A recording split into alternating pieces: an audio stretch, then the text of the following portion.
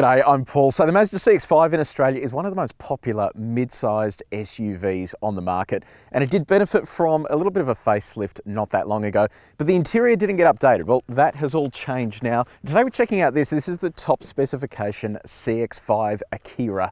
It's priced at just under $52,000. If this one's a little too expensive, the entire range starts at just over 31 grand, so there are a lot of options in that segment. It competes with things like the Nissan X-Trail, the Hyundai Tucson, and the Toyota RAV4. Today we're going to do a detailed review of this car. If you want to skip ahead to other parts of the review, you can use the time codes on the screen, or if you're on YouTube, just scroll down and there's chapters below there. And if you haven't done so already, make sure you subscribe to our channel and press the bell icon so you can find out every single time we drive cars that have been updated a little bit.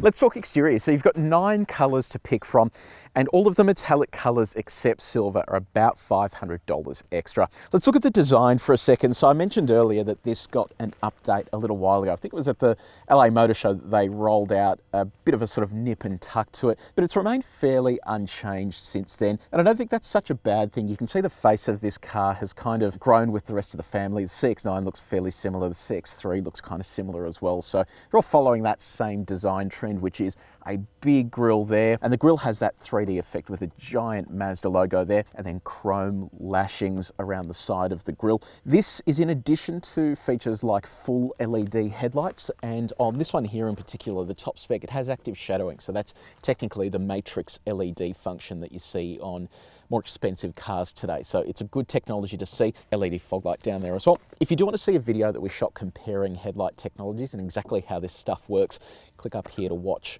that video. Down here you've got 19-inch alloy wheels. I quite like this design. It's like a shadow chrome, so it blends in really nicely with the car's body paint, and it's just a little bit different to the rest of the wheels on the market today. And they haven't gone too crazy here with the wheel arches. I think in the CX-30 they take up like 90% of the side of the car, whereas this is quite modest and actually looks pretty classy, which is good. Around the side here you have an indicator built into that wing mirror. There's a 360 camera slotted into there. You have a sunroof here on the top spec model. You've got a shark fin aerial up the top there, LED tail lights. Let me know in the comment section, do you think the CX-5 is getting a little bit dated in terms of design? If you look at the rest of the competitors in this segment, they've kind of grown in size as well. This still looks fairly nimble. Let me know your thoughts. Right, we're inside the Mazda. We'll start off with the key. Here it is. So you have Mazda logo, a little bit of brushed chrome down the side there, nothing on the back. All your buttons are located on the side. So you have lock, unlock, boot. It's a proximity sensing key, so you can just leave that in your pocket. Once you're inside the car, you have this push button start here. So you can see here, central to the interior upgrade is the new infotainment system that sits proudly up the top there, and it replaces MZD Connect, which was looking incredibly old and dated, and I think this really sort of gives that car the rejuvenated feel. This being the top spec model has literally every bell and whistle that you can add to the car. What they've done in terms of styling though is soft touch materials along the top there. There's padded material along the center with that exposed stitching, real wood inlays along the dashboard there and also the doors, and then it sort of trickles down to a fairly familiar setup with loads of piano black around there, which is just really hard to keep clean, and on a car that's 300 kilometers old is already starting to scratch. So not a fan of that, but it's there anyway. Now, what about your touch points? So center console is really nice and soft. Same story with the door there. How soft are they? Well, we've tested the main surfaces on this car with our durometer. If you want to see how this car compares to others that we've tested before, have a look at the link in the description. Now, what about build quality? Yeah, look, that all feels fairly solid. A little squeaky there, but for the most part, this all feels well put together. Let's move on to infotainment. So this is the headline act, 10.25-inch infotainment system. Looks nice up the top there, but it has gone from being a touchscreen and also one controlled by this central controller to one that is just controlled down here. You can't use that as a touchscreen anymore. If you do want a detailed review of this, click up here to watch one we recorded previously. But today I'll give you just a brief overview. So it has inbuilt satellite navigation. There's also voice recognition. If I go back to the home screen and over to entertainment, there is AM, FM and DAB plus digital radio, along with a 10-speaker Bose branded sound system. You've also got both Apple CarPlay and Android Auto. They're both wired. I'll show you what that looks like. So full screen integration, that looks really nice and sharp. The only downside to it is that for me to get from here to here, because it's on a touch screen, and for some reason, even though this controller goes across, I can't actually do that without going through all of the menu items first. So it takes a little while to actually navigate things while you're on the move, which is a little bit frustrating.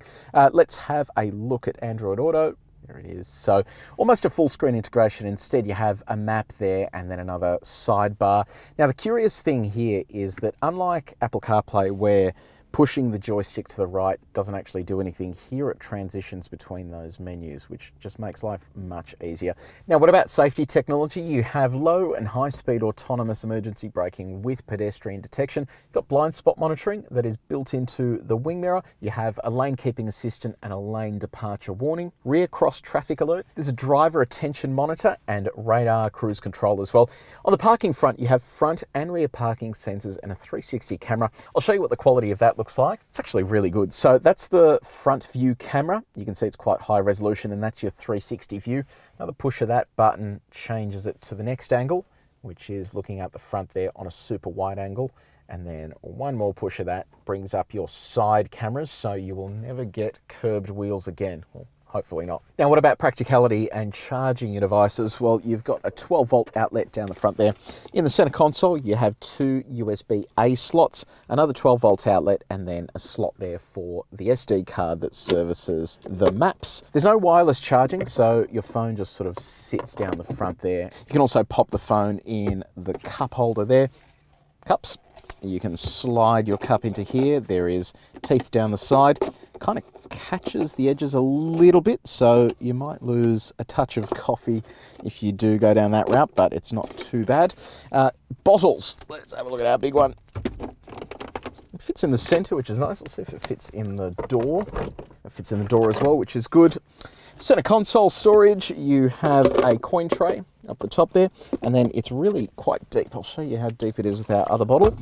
There you go, it sort of fits in all the way. Then we have a glove box over here. It's okay, it's not the world's biggest glove box. And then finally up the top here, you have a sunglasses holder. Now, moving on to comfort, you have dual zone automatic climate control. You've got heated seats for the first and second rows, cooled seats for the first row. You've got a heated steering wheel. The seats are both electrically adjustable up the front with memory for the driver. Seats themselves are made of Napa leather with these perforations as well.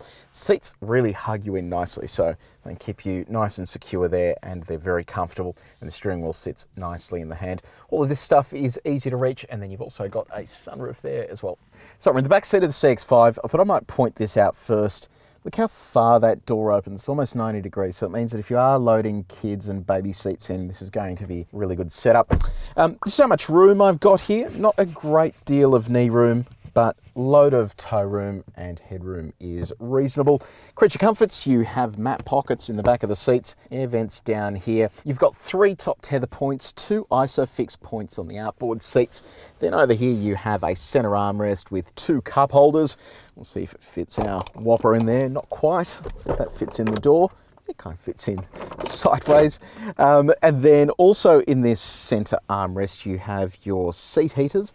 Little cubby in here, and that's where you'll also find 2 2.1 amp USB-A ports. Slot that away. Now, the other thing I want to point out as well is, yes, this car is a little bit expensive, but they haven't cheaped out on the doors here. So all of this is soft touch material, more of that real wood inlay. A lot of brands will just throw lots of plastic at the second row, whereas this actually all feels quite nice and premium. Okay, let's talk cargo space. Now, it's not the most spacious SUV in the segment, but you still get just under 500 litres of cargo space available here. And in terms of the space and how versatile it is, under here you have a space saver spare tyre that's half painted for some reason. It's like painted well around those bits, but not there. Bose subwoofer in the center. You can also get rid of this cargo blind as well. So it's an interesting setup because I haven't seen that before. It sort of clips onto the roof, retracts into here. You've also got a 12-volt outlet off to the side, storage over on both sides, and then hooks for tying things down. Now, I unfortunately left our suitcase at the office, locked myself out. Long story. So we have slightly different suitcases this time. So there's the laptop bag. These are Eagle's camera bags. This is the size of a carry-on suitcase. So it gives you an idea of how much space there is there. And then if you do want to expand the space a little bit more to just under 1,400 litres, you can pull these levers off to the side, and then they reveal almost a flat floor. So we are on the road now in the CX-5 Akera with the 2.5 litre turbocharged 4-cylinder petrol engine. It makes 140 kilowatts of power and 450 Newton meters of torque. Now that's a really healthy amount for a 4-cylinder engine that isn't a diesel. So it means that you get the benefits of having a slab of torque without the downsides of having a diesel, which is extra weight and then dirty hands every single time you go to the diesel pump. Now it's all mated to a 6-speed automatic transmission. It's a torque converter, so a standard transmission, and that's good news because dual clutches tend to be a little bit fussy at low speeds, whereas torque converters are just smooth and easy. And it seems to be Mazda's philosophy. They just stick with these standard transmissions because they just do the job. There's no point fussing around with a complex dual clutch if you can avoid it. Now, what does that feel like behind the wheel? Let's give it a little kick here in comfort mode. Yeah, that's really good. It punches you back into the seat. Being all-wheel drive, it sort of doesn't have torque steer, which is good. So it's an on-demand all-wheel drive system, which means that whenever it senses traction loss at the front, it will send torque to the rear, and then to save fuel, it will basically just run as a front-wheel drive. So pretty decent, intelligent system. There's also an off-road mode as well that helps it sort of deal with loss of traction while you are driving off-road. Now that all results in an official fuel economy of 8.2 litres per 100 kilometres. Let's see how we're doing here. Okay, so we're currently on just above 10 litres per 100 Ks. There is a caveat here. So this car is brand new. We've basically been driving it since it's been brand new. So you can see it's got like 300 kilometres on the clock. So yeah, this is probably going to be using a little more fuel than a standard car straight out of the box that's had kilometres run on it. So this will eventually come down as the engine gets run in. It is worth noting as well, just on the fuel use, unlike some of Mazda's European competitors, this car will run on 91 RON regular unleaded fuel. So that's going to save you a little bit of money in the long run. So there really is just two drive modes to pick from, normal and sport. You activate sport by just pushing up on this little lever there. Sport comes up and you can feel it instantly start kicking back through gears. You can also manually change gears using the gear shifter here or using the paddle shifters on the steering wheel.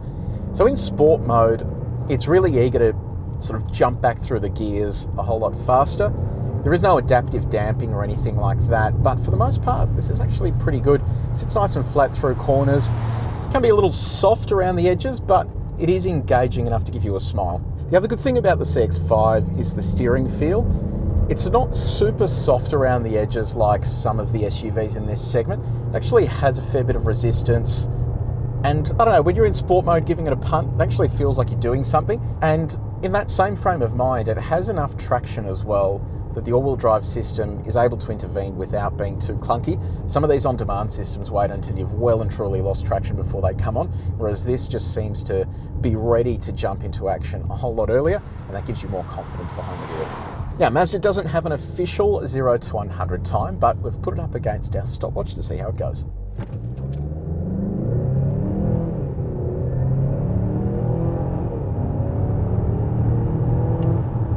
Let's talk ride really quickly. Unlike a lot of the Korean manufacturers, Mazda doesn't do any ride and handling tuning in Australia, but they almost don't need to because the ride is pretty much bang on. In and around the city, it's nice and smooth. Out on country roads, it's nice and smooth as well. It does have a little bit of body roll when you go through corners with a bit of speed, but it is a family SUV. It doesn't need to be all that sharp, and I think that they've dialed in the perfect amount of comfort and sportiness as well. So it sits right there in the middle. It's exactly where I think it needs to be.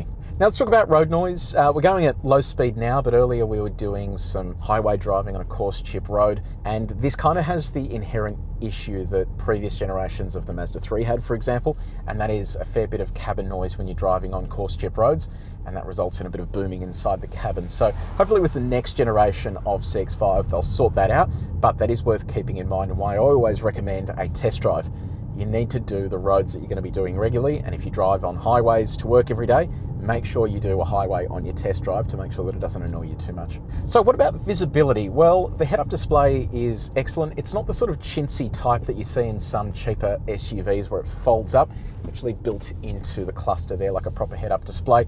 That means it's nice and sharp and clear ahead of the driver. I can clearly see down the front of the car there. The wing mirrors are really big, and I can see down the side with that blind spot monitor. Visibility out the back is good, but not amazing. The headrests kind of get in the way. For the most part, it's actually quite an easy car to drive, and with the backup there of front and rear parking sensors and 360 camera, it really is hard to go wrong. If you are planning on doing any towing, you've got a 2,000 kilogram braked towing capacity with the all-wheel drive version of the CX-5 Akera with the turbo petrol engine, and that follows on to ground clearance as well, 200 millimeters. So it's not amazing, but it's not really low like some SUVs. So there is enough clearance there if you want to go to a campsite or something like that. And then of course you've got that off-road mode that I mentioned earlier that helps with traction control. Finally, turning circle, 11 meters. So it's about right for an all-wheel drive SUV. So the Mazda CX-5 Akera, the top of the tree. Okay, so I like the car. The car is nice. It's plush inside. That's Eagle's word, not mine. It's nice to drive, and the engine is punchy as well. So it ticks all of those boxes, but it is super expensive. At almost $52,000 plus on-road costs, it is a lot of money to spend on something like this, especially when you look at the competitors. So one of my favorites in the segment is the RAV4 Cruiser Hybrid, and I think at $46,000, $47,000, it is far better value for money, more efficient, more space inside, and has pretty much just as many features. So let me know what you reckon in the comments section below. Do you think this is priced right? I think if you are looking at a CX-5 and you want something premium, perhaps have a look at the GT model, which is one step down, or even go a little further down. I think there is value to be had in the Mazda range, but I just don't think this is it. So let me know, comment section below, is it too expensive? What are you gonna buy instead? If you did enjoy this video, please make sure you share it. And if you haven't done so already, subscribe to our channel and press the bell icon so you can find out every single time we do one of these new reviews. But until next time, take it easy.